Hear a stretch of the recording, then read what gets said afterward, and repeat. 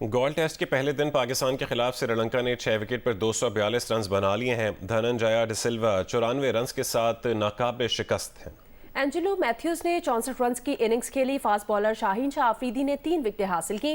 बारिश से मुतासिरा मैच में 65.4 ओवर्स का खेल हो सका। गोल्ड टेस्ट के पहले दिन श्रीलंका ने टॉस जीतकर बैटिंग का फैसला किया। मेजबान टीम की पहली विकेट 6 के स्कोर पर गिरी, जब निशान मधुशका 4 रन बनाकर शाहीन अफरीदी का टेस्ट क्रिकेट में 100वां शिकार बने। बारिश के बायस खेल कुछ देर रुका। जब दोबारा शुरू हुआ तो कुशाल मेंडिस 12 और कप्तान दिमुथ करुणारत्ने को 29 रन पर शाहीन अफरीदी ने पवेलियन भेज दिया। फिर नसीम शाह ने 1 रन पर दिनेश चंदीमल को मैदान बदर किया।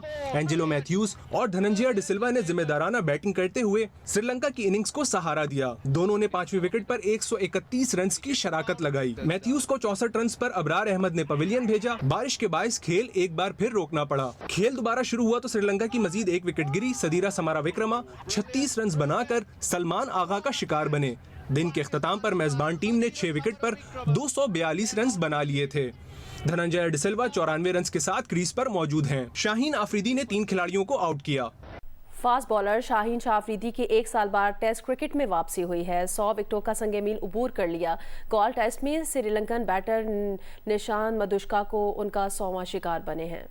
गोल्ड टेस्ट में फास्ट बॉलर शाहीन अफरीदी ने श्रीलंका के खिलाफ कामयाब वापसी की। शाहीन अफरीदी ने अपने दूसरे ही ओवर में ओपनर निशान मधुशका को 4 रन पर विकेटों के पीछे आउट करके अपनी 100वीं टेस्ट विकेट मुकम्मल की। शाहीन अफरीदी 100 विकेटें लेने वाले 19वें पाकिस्तानी खिलाड़ी हैं। फास्ट बॉलर ने 26 टेस्ट मैचेस में 100 टेस्ट विकेटों का संग मील उबूर किया।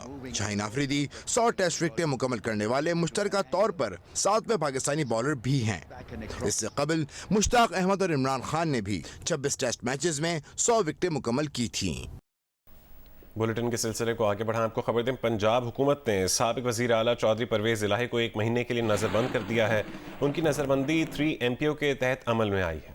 इस सिलसिले में डिप्टी कमिश्नर लाहौर ने हुक्मनामा जारी कर दिया। परवेज इलाही 3 MPO के तहत कैंप जेल में ही नजरबंद रहेंगे।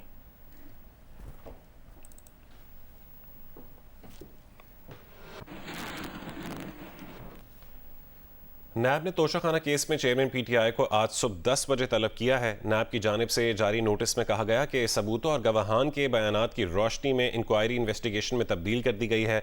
चेयरमैन PTI को कंबाइंड इन्वेस्टिगेशन टीम के सामने पेश होने की हिदायत की गई है।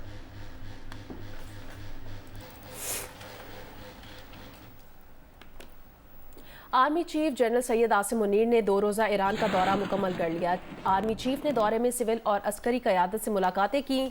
अस्करी क़यादत से आर्मी चीफ की मुलाकातों में सरहदी इलाकों में दहशतगर्दी के खात्मे के लिए मौसर ताउन पर इतफाक किया गया। ISPR के मुताबिक दौरे के दौरान आर्मी चीफ की ईरानी मुसल्लह अफवाज के chief of general staff major general Mohammad Bagheri समेत ईरान की अस्करी क़यादत से तफसीली मुलाकातें हुईं। पाक ईरान फौजी सरबराहान ने इत्तफाक किया कि दहशतगर्दी खित्ते और दोनों ममालिक के लिए मुश्तरका ख़तरा है। अस्करी क़यादत ने इंटेलिजेंस शेयरिंग ऑपरेशन के जरिए दहशतगर्दी के खात्मे के अज़म का इजहार किया।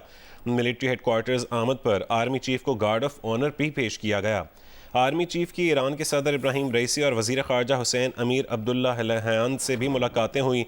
इलाक़ाई अमन के लिए पाकिस्तान और ईरान के ताल्लुकात की अहमियत पर तबादला ख्याल किया गया।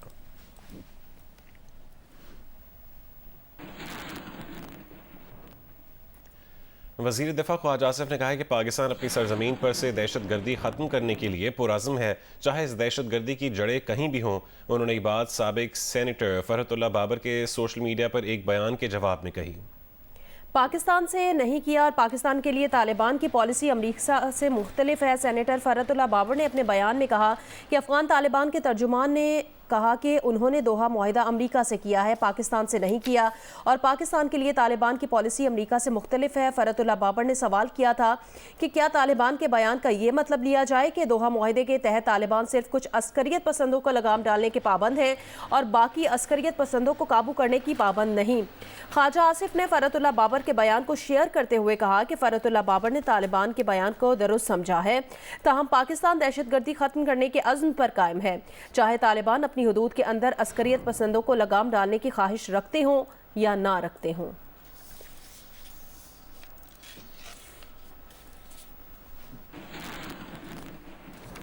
जमीयत उलमा इस्लाम फ़े ने पाकिस्तान और अफगानिस्तान के दरमियान इख्तलाफी बयानात पर तशवीश का इजहार करते हुए दोनों ममालिक के दरमियान हालात बेहतर करने की ज़रूरत पर जोर दिया है।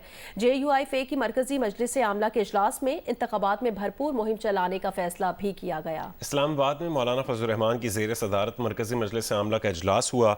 इजलास में आइंदा आम इंतखाबात की तैयारियों का जायज़ा लिया गया। तर्जुमान के मुताबिक फ़ैसला किया गया कि JUI आम इंतखाबात में भरपूर हिस्सा लेगी। इंतखाबात की तैयारियों के हवाले से JUI का इजलास पीर को भी जारी रहेगा। तर्जुमान के मुताबिक इजलास में आम इंतखाबात के हवाले से मुख्तलिफ तजावीज़ ज़ेर बहस आई हैं। JUI ने पाकिस्तान और अफगानिस्तान के दरमियान इख्तलाफी बयानात पर तशवीश का इजहार करते हुए वाज़ेह किया कि दोनों बिरादर इस्लामी मुल्क अफ़ाम व तफ़हीम का रास्ता इख्तियार करें। कहा, हालात की बेहतरी के लिए दोनों मुल्कों का सियासी और अस्करी सतह पर राब्ता होना चाहिए। मौलाना अब्दुल गफूर हैदरी का कहना था कि दोनों ममालिक के दरमियान बाहमी इत्तेहाद की बहाली के लिए रवाबित जारी रखना नागुज़ीर है। जिला बदीन में चावल की फसल की काश्त के साथ मुनाफाखोरों ने यूरिया खाद की ब्लैक मार्केटिंग शुरू कर दी है, जिसके सबब आबादगारों को परेशानी का सामना है। मजीद बताएंगे एजाज ज़ई। देखिए, ज़िला बदीन में चावल की फसल की काश्त के साथ ही निजी सरमाएदारों की जानिब से खाद की जो है ब्लैक मार्केटिंग की जा रही है, उनको जायद रख पर फरोख्त किया जा रहा है। आबादगारों का कहना है कि यूरिया खाद का 50 किलो का बैग जो कि 2900 रुपये में फ़रोख्त हो रहा था, अब उसको जो है 3500 से 3600 रुपये में फ़रोख्त किया जा रहा है। और इसी तरह DAP खाद जिसकी कीमत 10,500 थी, वो भी अब जो है 15,000 रुपये में फ़रोख्त की जा रही है। आबादगारों का कहना है कि पहली उनको जो है नेरी पानी की किल्लत का सामना रहा और 2 माह की ताख़ीर से चावल की फसल की काश्त का आगाज़ किया गया है। तो अब ये जो DAP खाद और यूरिया खाद की जो कीमतों में इजाफा किया गया है, इसने इनकी मुश्किलात को मज़ीद बढ़ा दिया है। आबादगर यही मुतालबा कर रहे हैं कि ज़िली हुकूमत और महकमा ज़राअत जो है कंट्रोल रेट पर खाद की फराहमी को यकीनी बनाए, ताकि चावल की जो फसल है उसकी बेहतर पैदावार हो सके, जो कि न सिर्फ किसानों के लिए खुशहाली बल्कि उनकी ज़री शोबे के लिए भी खुशहाली का बाइस बन सके। जी। बलूचिस्तान के इलाके डेरा मुराद जमाली के शहरी 2 साल से गैस जैसी सहूलत से महरूम हैं। लोग महंगे दामों लकड़ियाँ जलाने पर मजबूर हैं। मजीद तफसील बताएंगे जियो न्यूज़ के नुमाइंदे आबिद बलोच। मैं इस वक्त मौजूद हूँ नसीराबाद डिवीज़न के हेडक्वार्टर डेरा मुराद जमाली शर्की में। यहाँ की आवाम को 2 हफ्ते नहीं, 2 महीने नहीं, बल्कि 2 सालों से गैस जैसी सहूलत से महरूम हैं और शदीद गर्मी में गैस न होने की बायस ख़वातीन को घरेलू फ़राइज़ सरअंजामदही में शदीद मुश्किलात का सामना है और इलाका मकीन जो है मजबूरन महंगे दामों लकड़ियाँ जलाने पर मजबूर हैं। इस मौके पर इलाके के मकीनों का कहना है कि ख़वातीन को अपने खाना और नाश्ते के लिए सरंजाम देने के लिए मुश्किलात हैं और उस न होने गैस न होने की वजह लोग जो है लकड़ी जलाने में मजबूर हैं। हालांकि लोगों ने शर्की सवाल में बहुत दफ़ा एहतजाज भी किया है और आज तक उनका मसला जो है गैस का हल नहीं हुआ। आपने सुना कि एहतजाज के बावजूद भी ताहाल इनकी कोई सुनवाई नहीं हो सकी है। दरियाए सतलुज के किनारे बसने वाले सैलाबी पानी की आमद पर जश्न मना रहे हैं। रजब अली मिर्जा की रिपोर्ट। भारत की जानब से पानी छोड़े जाने के बाद दरियाए चनाब और दरियाए रावी के अतराफ सैलाबी पानी ने फसलों को नुकसान पहुंचाया। शक्करगढ़ के कई देहातों में खतरे की घंटी बजती रही। नहर का पानी रोकने के लिए बनाया गया हिफाजती बंद भी टूट गया। कसूर के दरियाए सतलुज में पानी की सतह 20 फुट बुलंद होने के बायस मुतअद्दिद गाँव ज़ेर-ए-आब आ गए। राजनपुर में मुमकिन सैलाब का खतरा मौजूद है। इन सब के बावजूद भारत की जानिब से छोड़ा गया ये पानी कई लोगों के लिए रहमत साबित हुआ है। ये वो अफराद हैं जो दरियाए सतलुज के किनारे सूखे में ज़िंदगी गुजारने पर मजबूर हैं। ताहम सैलाब का पानी उनकी ज़िंदगी को ज़रखेज़ बना गया है। अब उनका भी रोज़गार चलेगा। इवें समझो मौसम दी बहार बन वेंदी है। सुक्का पिया बड़ा सुंजा सुंजा लगता है। हुण साडी 2-3 रोज़ियां इहदे विच खुल वैसन सर थी वैसी ओ कप ते असां झाड़ू बधेसूं, जेड़ी लाई थी सी ओ सा कप ते असां टोकरा बधेसूं खारा सर सावी थी आंदी है। पानी दा सा कोई फायदा है। झाड़ू साड़ू बाद गिनने ठीक है ना, लई थी वेंदी है ओ असां कप ते ना खारा सारा बाद गिनने ठीक है ना, बिया सेम बाद में दे। दरियाए सतलुज में पानी आने के बाद दरिया किनारे आबाद मकीनों को रोजगार मिल गया है।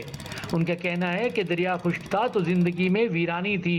इस सैलाब के साथ रोजगार का सब्जा उगा जिस पर वो बेहद खुश हैं। Rajab Ali Mirza, Geo News, Lodhran. Central Asian under 16 volleyball championship में पाकिस्तान की एक और फतह। अपने तीसरे मैच में कजाकिस्तान को 3-0 से हरा दिया।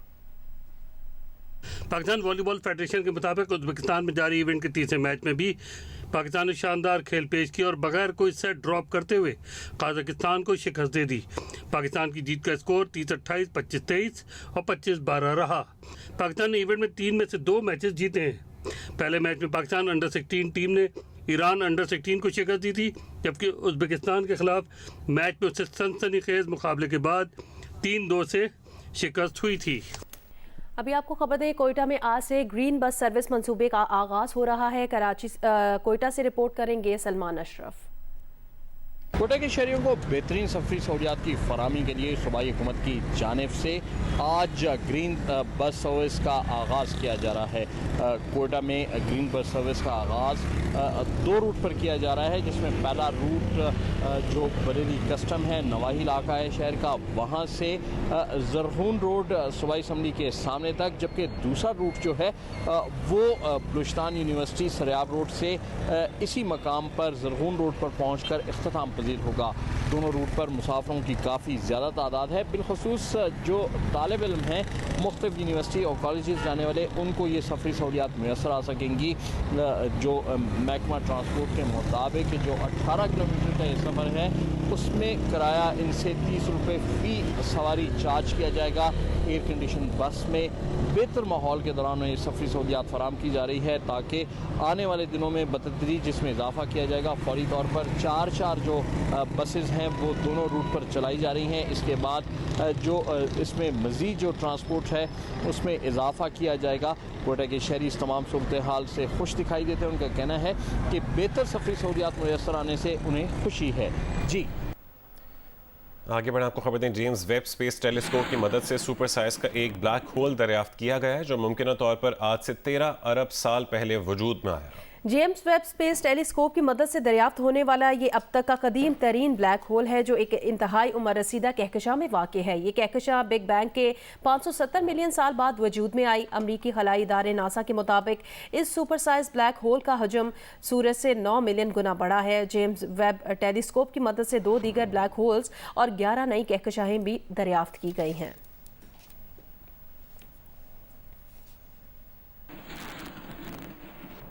लाहौर में जंग और दी न्यूज़ के इश्तराक से लगने वाले एजुकेशन नुमाइश का दूसरा और आखिरी रोज़ था। वालिदैन और तालिब इल्मों की एक्सपो में गहरी दिलचस्पी देखने में आई। रिपोर्ट करेंगी उम्मे फरवा।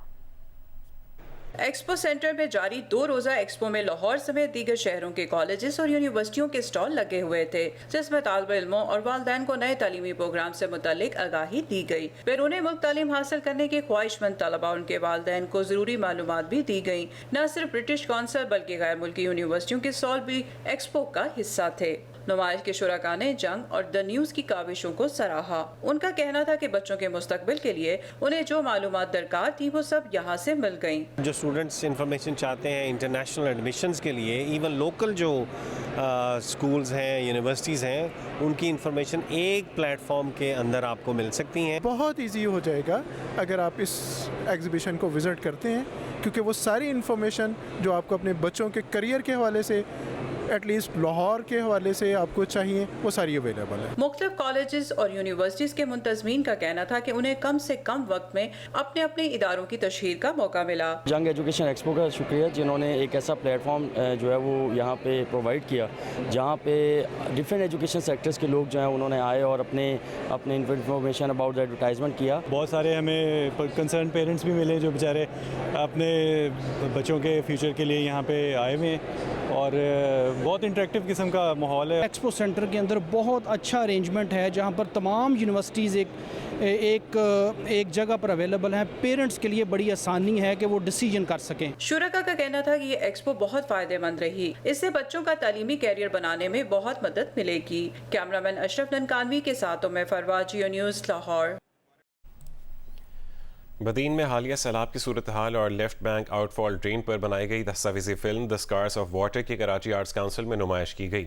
रिपोर्ट करेंगे वकास आलम अंगारिया। अगस्त 2022 का सैलाब तबाही की वो दास्तान था जो सिंध ने ना कभी सुनी थी और ना कभी तसव्वुर की थी। सैलाब की तबाहकारी की कई वजूहात थीं, जिसमें से एक लेफ्ट बैंक आउटफॉल ड्रेन यानी LBOD भी था। सहाफ़ी आयशा ताहिर की जानिब से बनाई गई दस्तावेजी फिल्म स्कार्स ऑफ वाटर ने सैलाब से होने वाली तबाही को फिल्म बंद किया। आयशा ताहिर का कहना था कि बदीन के लोग साफ पानी के लिए तरस रहे हैं, जो इंसानी हुकूक का मसला है। फ्लड्स जो थे वो सिंध के अंदर, पाकिस्तान की तहरीक के अंदर एक बहुत नॉर्मल सी चीज़ है, बट लाइक द फैक्ट कि water does not leave months on and और लोगों की जो बीमारियां हैं, तो वो वेरी क्लियर था कि ड्रेनेज प्रोजेक्ट्स की वजह से है। तो डॉक्यूमेंट्री का मकसद ये था कि we should think a little bit more about why things are happening the way that they are happening. Documentary के बाद पैनल डिस्कशन का भी एहतमाम किया गया, जिसमें सैलाब मुतासरीन ने भी गुफ्तगू की। कैमरामैन अदनान अली के साथ वक्कास आलम अंगारिया, जियो न्यूज़, कराची।